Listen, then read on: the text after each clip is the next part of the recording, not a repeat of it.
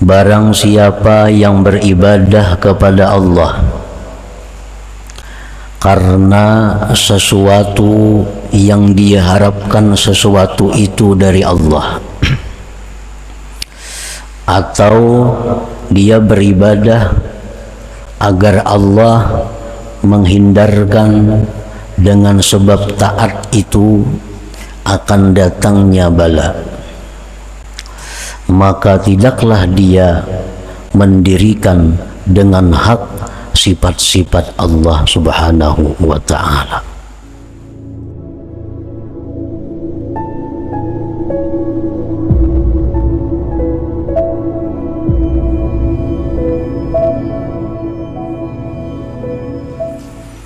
Bismillahirrahmanirrahim. Alhamdulillahilladzi ittasafa bil izzati wal 'azamah fa'abadahul 'arifun qiyaman bihuquqir rububiyyah. Asyhadu an la ilaha illallah wahdahu la syarika lah, syahadatan man 'arafahu wa syahadah. Wa asyhadu anna sayyidana Muhammadan 'abduhu wa rasuluhu khairul bariyah. Allahumma salli wa sallim wa barik ala sayyidina Muhammadin al-ma'rufi bis samaha wa ala alihi wa ashabihi wa dzurriyyah wa man tabi'ahum bi ihsanin ila qiyamis sa'ah, amma ba'du. Yang kita hormati dan kita cintai para habaib, para alim ulama, para muhibbin, hadirin hadirat rahimakumullah.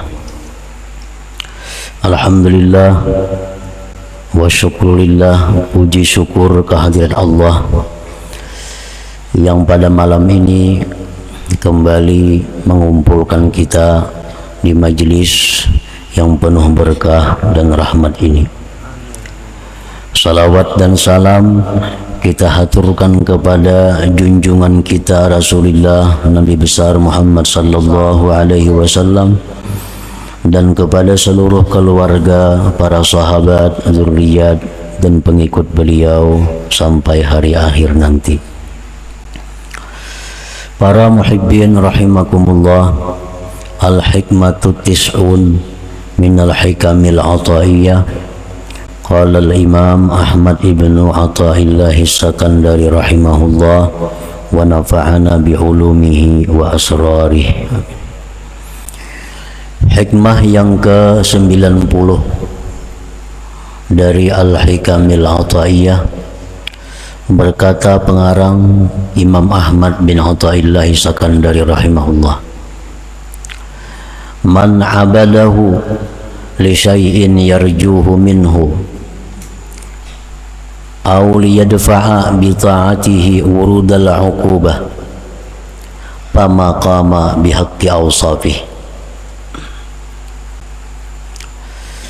Yang artinya, barang siapa yang beribadah kepada Allah karena sesuatu yang dia harapkan sesuatu itu dari Allah, atau dia beribadah agar Allah menghindarkan dengan sebab taat itu akan datangnya bala, maka tidaklah dia mendirikan dengan hak sifat-sifat Allah Subhanahu wa ta'ala. Dalam beberapa hikmah yang terdahulu telah disebutkan bahwasanya orang yang taat kepada Allah akan dibalas oleh Allah dengan balasan yang segera, yaitu balasan-balasan yang diterima di dalam dunia ini, dan lagi dia akan dibalas Allah dengan balasan yang disimpan untuk hari akhirat kelak.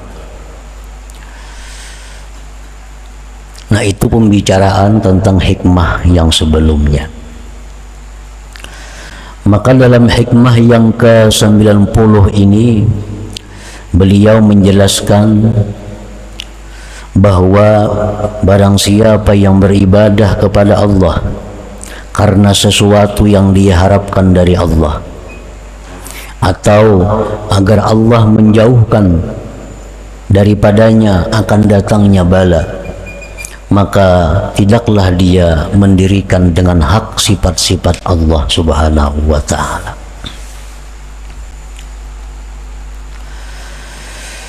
Man 'abada Allah ta'ala li syai'in yarjuhu minhu fid dunya ka sa'atir rizqi wa tayyibil ma'isah aw fil akhirah kal jannati wa na'imiha aw liyadfa'a anhu bi ta'atihi wurudal uqubah fid dunya ka daykir rizqi wal amrad wa ghairihima aw fil akhirah kan nar wa nakalih fama qama bihaqqi awsafir rububiyyah allati hiya al-'azamah wal kibriya wal 'izzatu wal ghina wa jami'u awsafil kamal wa nu'util jalali wal jamal. Barang siapa yang beribadah kepada Allah, apapun bentuk ibadahnya, baik sembahyang, puasa, menuntut ilmu, naik haji, umrah, dan lain-lainnya. Barang siapa yang beribadah kepada Allah karena artinya terdorong oleh sesuatu yang dia harapkan sesuatu itu daripada Allah, seperti keluasan rezeki, baiknya penghidupan, atau di akhirat seperti surga dan kenikmatannya, atau agar Allah hindarkan daripadanya dengan taat itu datangnya bala dalam dunia, seperti sempitnya rezeki, penyakit-penyakit dan selain keduanya, atau di akhirat seperti neraka dan siksanya. Maka orang yang beribadah dengan demikian, orang yang beribadah dengan terdorong, termotivasi oleh yang demikian, maka dia tidaklah mendirikan dengan hak sifat-sifat ketuhanan, yang itu adalah kebesaran, kemuliaan, kekayaan, dan sekalian sifat-sifat kesempurnaan dan sifat-sifat kebesaran dan keelokan. Nah, para muhibbin rahimakumullah, orang ini beribadah kepada Allah terdorong, termotivasi sesuatu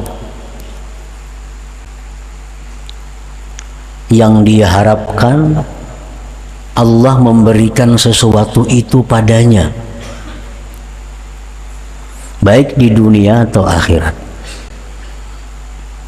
Atau orang ini beribadah kepada Allah termotivasi, terdorong agar Allah jauhkan dia dari bala dan bencana. Maka orang yang seperti ini, orang ini ibadahnya tidak bisa dikatakan baik, tidak bisa dikatakan sempurna.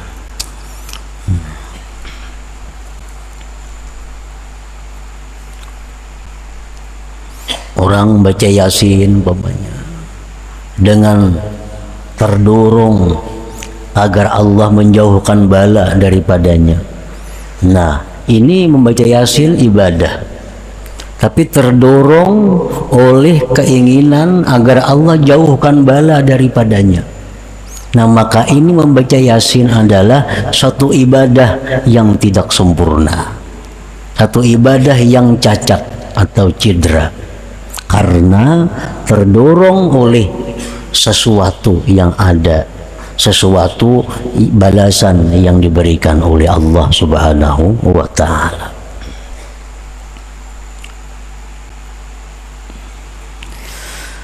Pannasu fi ibadatillahi ta'ala bi'atibari ikhlasihim ala thalathati aqsam.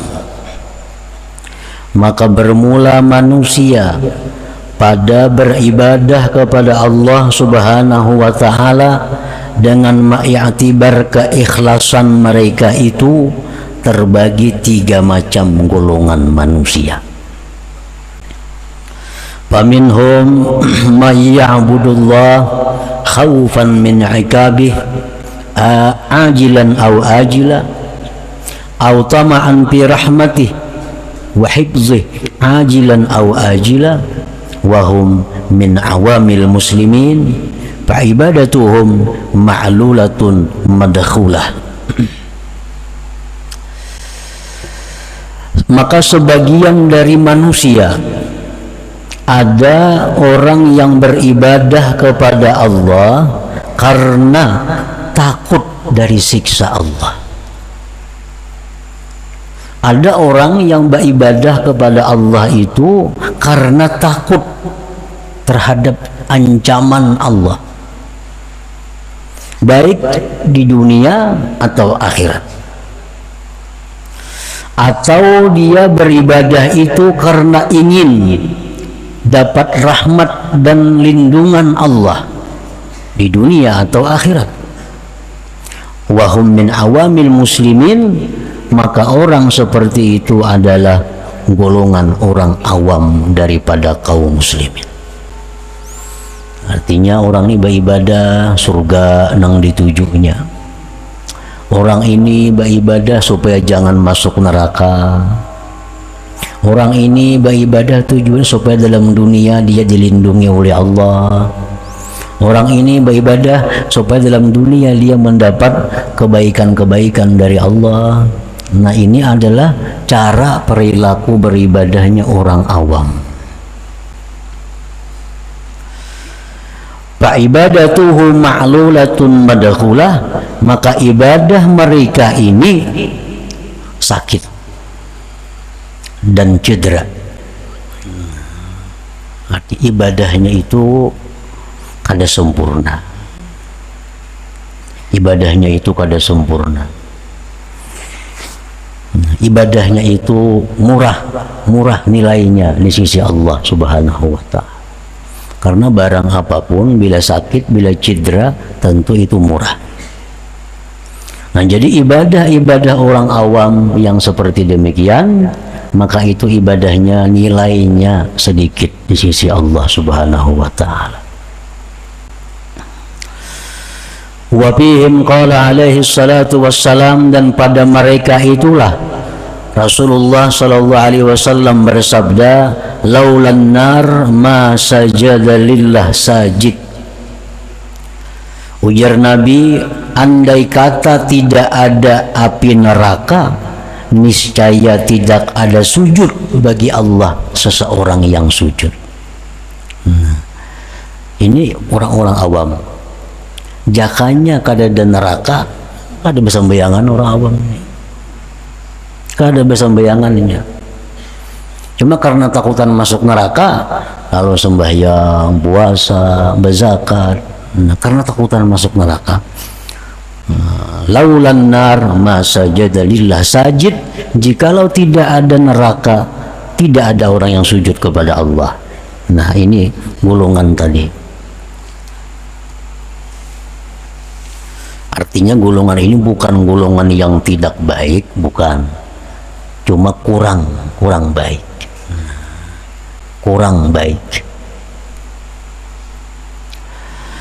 Wa fihim aidan qala alaihi salatu wassalam, dan pada mereka itu pula Rasulullah bersabda, la yakun ahadukum kal abdisu in khafa hamila wala kal ajirisu illam yu'tal ujrah lam ya'mal. Janganlah kalian itu seperti seorang budak, seorang hamba yang jahat. Bila mana takut, dia beramal.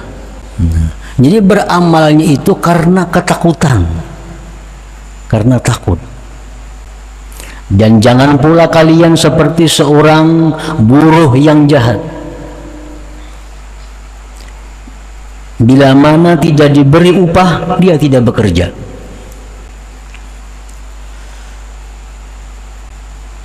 Andai kata tidak ada surga yang dijanjikan Allah, belum tentu mereka sembahyang, belum tentu mereka umrah, belum tentu mereka menuntut ilmu, jikalau tidak dijanjikan surga oleh Allah.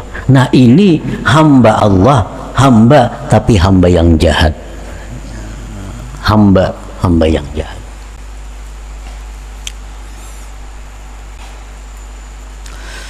Wa fi Zabur, tersebut dalam kitab Zabur, wa man azlamu mimman abadani li jannatin aw li narin law lam akhluq jannatan wala nara alam akun ahlan li an uta'a. Allah Subhanahu wa ta'ala berfirman, tidak ada orang yang lebih zalim daripada orang yang beribadah kepadaku karena surga atau karena neraka. Jikalau tidak aku ciptakan surga, tidak aku ciptakan neraka, apakah aku ini tidak berhak untuk ditaati? Jadi Allah mengatakan bahwa itu orang yang zalim. Padahal ya Tuhan, aku ini walaupun kada ada surga, walaupun kada ku ciptakan neraka, aku ini tetap berhak untuk disembah.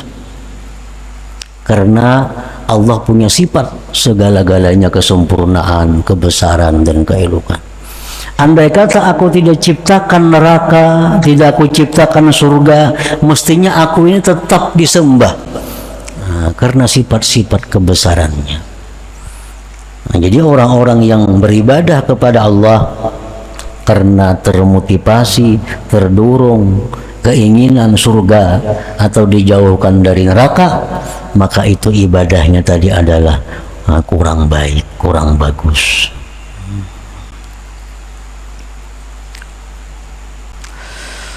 Qala Abu Hazim Al-Madani, inni la astahi min rabbi an a'budahu khawfan minal azab wa an a'budahu li jannah walakin a'buduhu mahabbatan lah. Abu Hazim Al-Madani berkata, sungguh aku malu dari Tuhanku bahwa aku beribadah itu karena takut daripada azabnya, dan aku malu beribadah kepada Allah itu mengharapkan surganya Allah. Tetapi aku beribadah kepada Allah itu karena aku cinta kepada Allah Subhanahu wa ta'ala. Nah, jadi itulah golongan orang-orang awamul muslimin, orang yang kadang menuntut ilmu, orang yang hanya sekadar tahu tentang agama. Nah, mereka beribadah dengan demikian tadi caranya. Bila beribadah pasti ada untingannya. Bila beribadah ada aja yang diharapnya.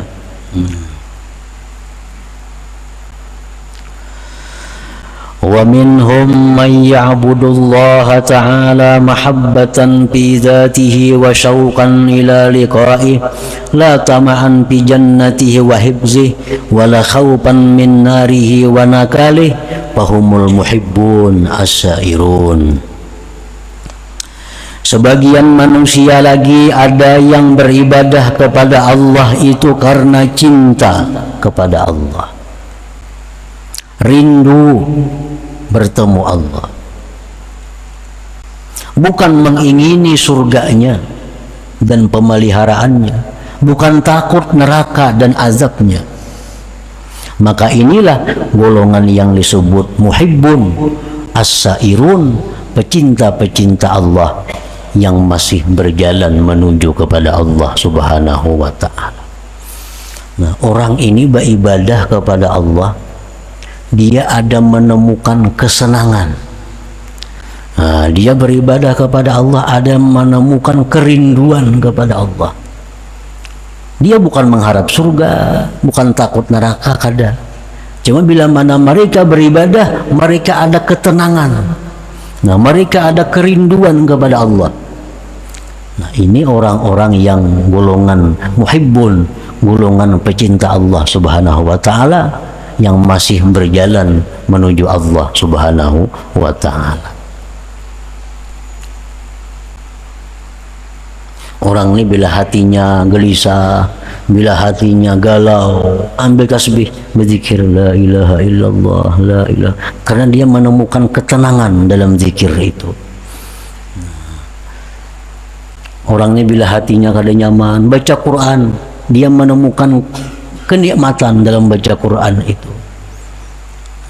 Nah, ini orang-orang muhibbun.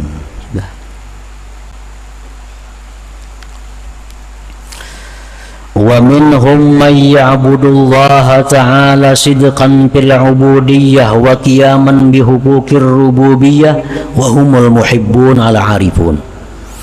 Sebagian lagi di antara manusia orang yang beribadah kepada Allah itu karena membenarkan bagi kehambaannya dan melaksanakan hak Tuhannya. Itulah orang-orang yang cinta kepada Allah, al-arifun, yang sudah ma'rifat kepada Allah. Nah, ini yang paling hebat ini. Orang yang beribadah kepada Allah itu semata-mata karena Allah. Nah, kadang dia mencari kerinduan kepada Allah, kadang dia mencari ketenangan, apalagi surga neraka. Tapi dia beribadah kepada Allah semata-mata bahwa aku ini hamba yang mesti beribadah kepada Allah, dan Allah adalah Tuhan yang berhak untuk disembah. Nah, kada ada yang lain daripada itu. Jadi orang ini beribadah kepada Allah karena merasa dirinya itu hamba, merasa bahwa Allah itu Tuhan. Itu aja. Kada ada motivasi lain, kada ada. Beribadah kada ada dorongan lain, kada ada. Setiap kali dia melakukan ibadah, sebabnya karenanya dia ini hamba, Allah Tuhan, dan hamba itu mesti mengabdi kepada Tuhan. Nah, itu aja. Kada ada urusan lain. Inya sembahyang, terdorong oleh itu. Inya bersedekah, terdorong oleh itu.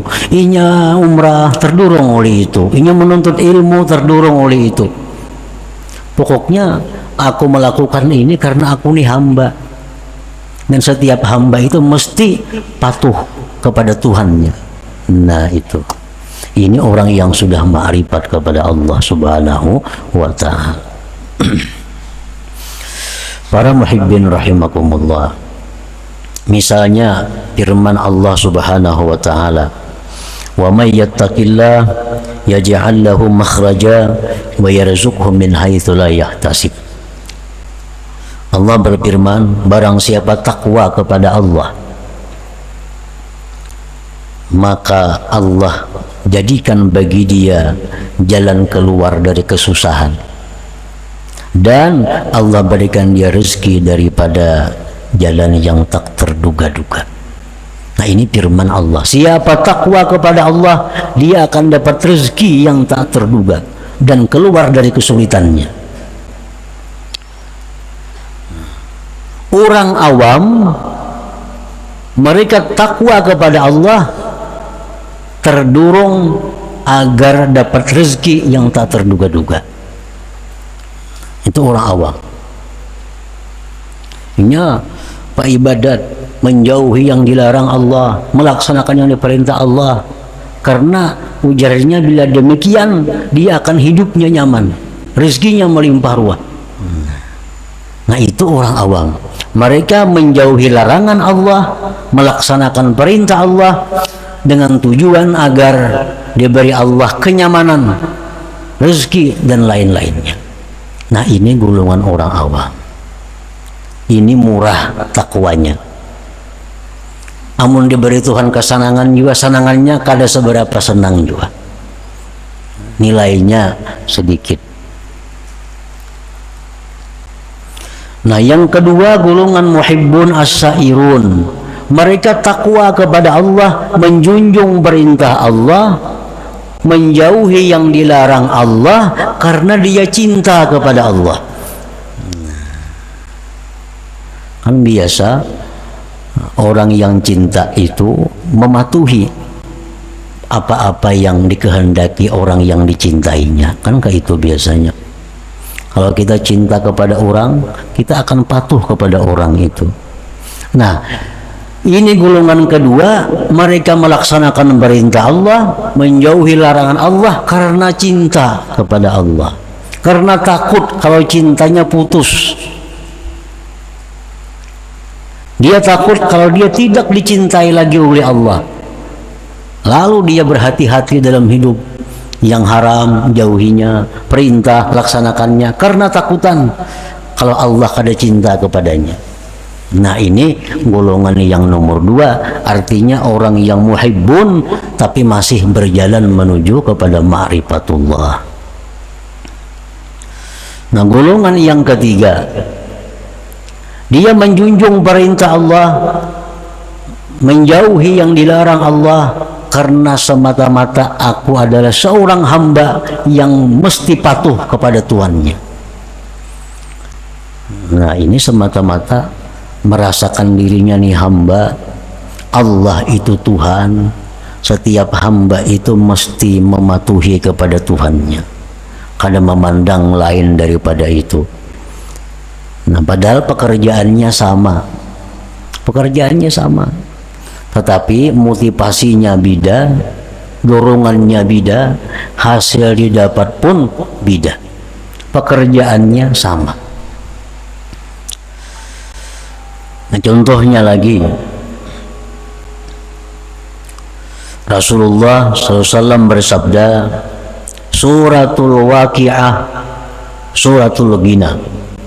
Ujar Nabi, surah waqi'ah yang ada dalam Quran itu adalah surah kaya, surah sugih. Faqra'uha, baca mun hendak sugih.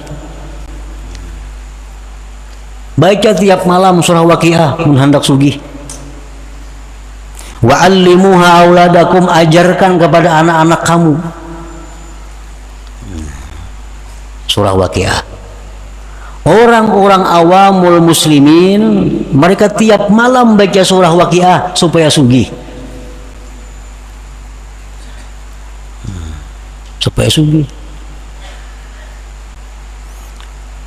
Mereka ajarkan anak-anaknya baca waqi'ah, kamu hidup nyaman, hidup kamu kada fakir. Baca waqi'ah. Cuma harapannya supaya hidup ini jangan kekurangan rezeki, jangan kekurangan duit. Orang-orang yang golongan kedua, mereka baca surah waqi'ah, baca juga waqi'ah, tapi dorongannya bukan supaya sugih kada, karena mereka baca surah waqi'ah itu adalah membaca kalam Allah, kalam orang yang dia cintai. Nah, lalu dia merasakan ada kenikmatan, ada kenyamanan dalam membaca waqi'ah itu. Ini golongan muhibbin. Yang ketiga, golongan yang paling tinggi, dia baca surah waqi'ah karena ini adalah kalam Tuhanku dan aku seorang hamba mesti membaca surat dari Tuhanku. Nah, karena ada tujuan-tujuan lain daripada itu. Nah, ini golongan yang ketiga. Baca surah waqi'ah, ini perintah Allah. Aku hamba mesti patuh kepada perintah. Nah, kayak itu aja. Ini sudah orang ma'rifat macam itu. Kenapa sembahyang? Ini sembahyang perintah Allah, kau laksanakan. Kada mengharapkan surga apa kada ada. Ini perintah Allah, kau laksanakan sembahyang. Nah, kalau macam itu perilaku kita, motivasi kita beribadah, berarti kita memakai motivasi orang yang ma'rifat dengan Allah Subhanahu wa ta'ala. Fastahi ayyuhal insan an tatluba ajran ala ibadatik, malulah engkau wahai manusia bahwa engkau meminta upah atas ibadah itu. Mestinya kita malu. Nah, kita minta ganjaran atas ibadah itu, mestinya malu. Warfa himmataka anil huzuz subbat lakal huzuz. Tinggikan keinginan engkau dari kepentingan-kepentingan surga, neraka dan lain-lainnya. Niscaya ditumpahkan bagi engkau kepentingan-kepentingan itu.